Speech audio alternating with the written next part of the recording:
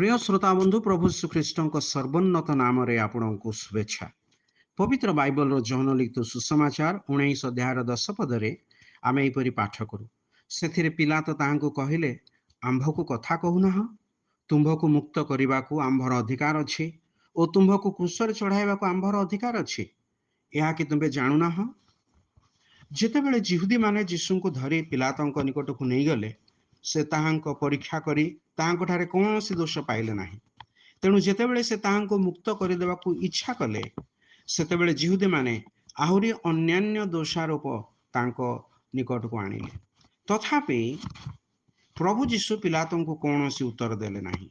सेथिरे पिलातो टाणुआ होई कहिले, आंभ को कथा कहूना, तुम्भ को मुक्त करने को आंभर अधिकार अच्छी और तुम्भ को क्रूसरे चढ़ाइबा आंभर अधिकार अच्छी, यह कि तुम्हें जाणुना।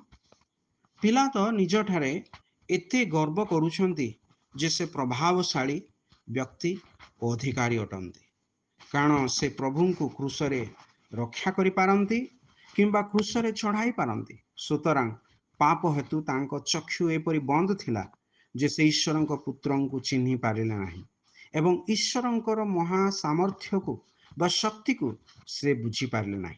आज मध्य मनुष्य पाप हेतु निज अधिकार रे गर्व करी निज को उन्नत करे, पुणी एथि जोगु ईश्वरंको क्रोधर पात्र हुए।